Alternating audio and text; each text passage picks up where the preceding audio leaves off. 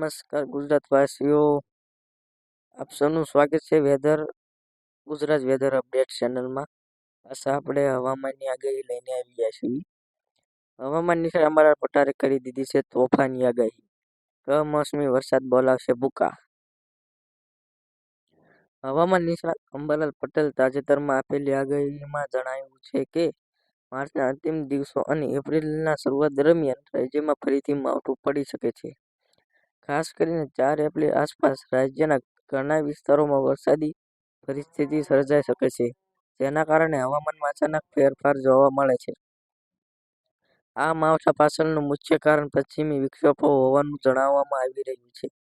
આ સિસ્ટમના પ્રભાવ હેઠળ ઉત્તર અને મધ્ય ગુજરાતના અનેક જિલ્લાઓમાં વરસાદી ઝાપટા પડવાની શક્યતા છે. 26 માર્ચથી બનાસકાંઠા, સાબરકાંઠા, અરવલ્લી અને દાહોદ જિલ્લામાં કમોસમી વરસાદની શરૂઆત થઈ શકે છે. આવી પરિસ્થિતિ ધ્યાનમાં રાખીને ખેડૂતોને ખાસ સાવચેત રહેવાની સલાહ આપવામાં આવી છે. પાકને નુકસાનથી બચાવવા માટે જરૂરી પગલાં લેવા જરૂરી બની રહ્યા છે.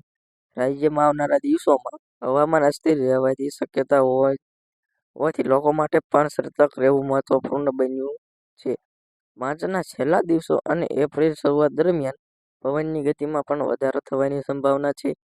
અંદાજે 40 થી 55 કિલોમીટર પ્રતિ કલાકની ઝડપે પવન ફૂંકાઈ શકે છે.